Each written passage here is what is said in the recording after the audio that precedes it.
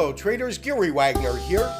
Just after 11 o'clock in Honolulu, 5 o'clock in New York. It is Monday, August 26th, 2019, and this is the Daily Report for Gold and Silver. Although this is only Monday and the week has just started, a lot has transpired, not only today but over the weekend.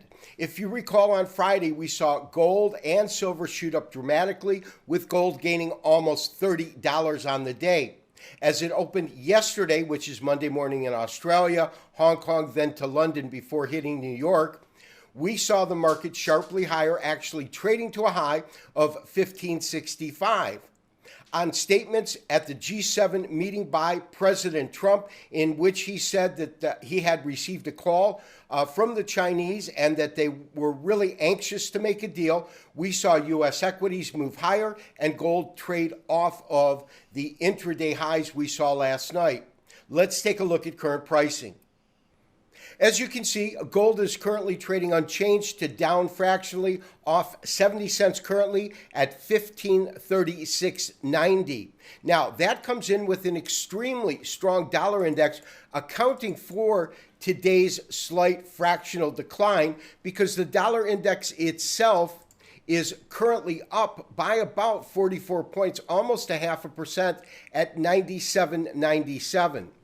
In terms of the other precious metals, they are trading higher, with platinum up $3.20 at $858.50. Palladium up 1% over, and that's at $1470.30. And lastly, silver up almost 1.3% on the day. That is a 22-cent gain at $17.63.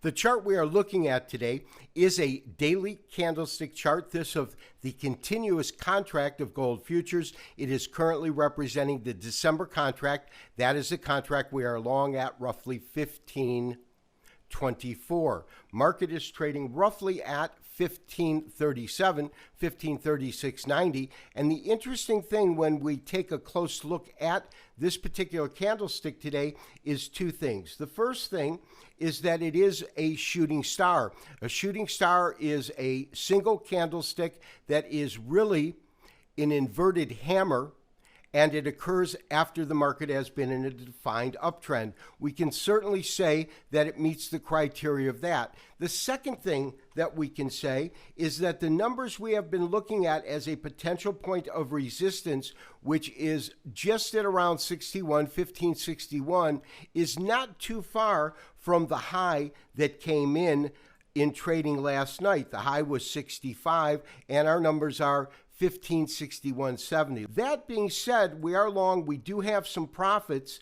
However, I believe that this market will move higher over time, but on any given point, depending on the statements that are coming out from China or from our administration, we could see wild gyrations. And that's really what I put in the opening letter, the recap letter, and that is the one thing that is, at least as far as I'm concerned, a certainty, is that we could see an increased level of volatility in the markets, not only the precious metals or safe haven asset group, but also U.S. equities.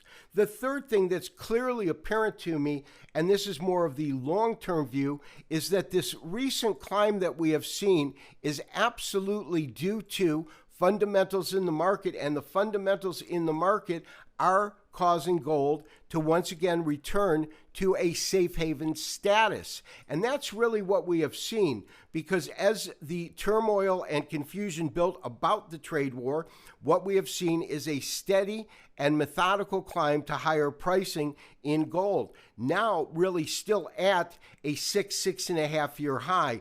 And that, traders, is absolutely impressive. That being said, though, we want to at least protect ourselves and lock in some profits in the market, and that's going to be a double-edged sword because of where the low came in. My recommendation, traders, is to maintain your long position, but we are going to move our stops up, and we're going to move it up based upon this low that came in today.